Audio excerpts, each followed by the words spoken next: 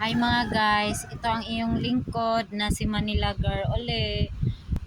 Sagutin ko lang yung napanood ko sa FB ba. Ang sabi ni Madam, ayaw daw niya magjowa, mag-asawa ng mangingisda kasi bukod daw sa mabaho, malangsa, ay pag yumakap daw ay didikit ang himbis. Ibig sabihin himbis, kaliskis ng isda.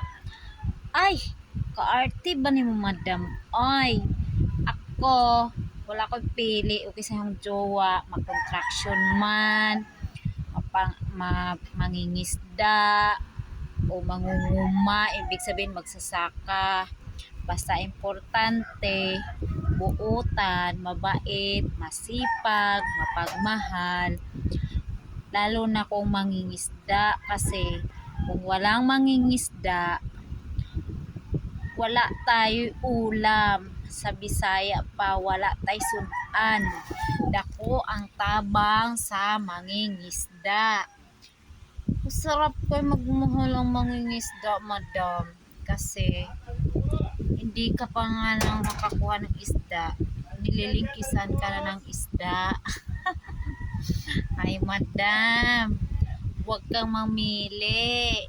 Kung ano yung binigay sa'yo ni Lord, tanggapin mo.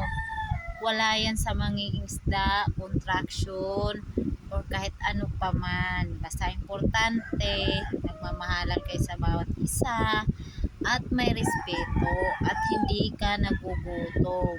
Malaki ang naitulong ng trabaho ng mangingisda. Tandaan mo, wala yan sa trabaho o sa natapos.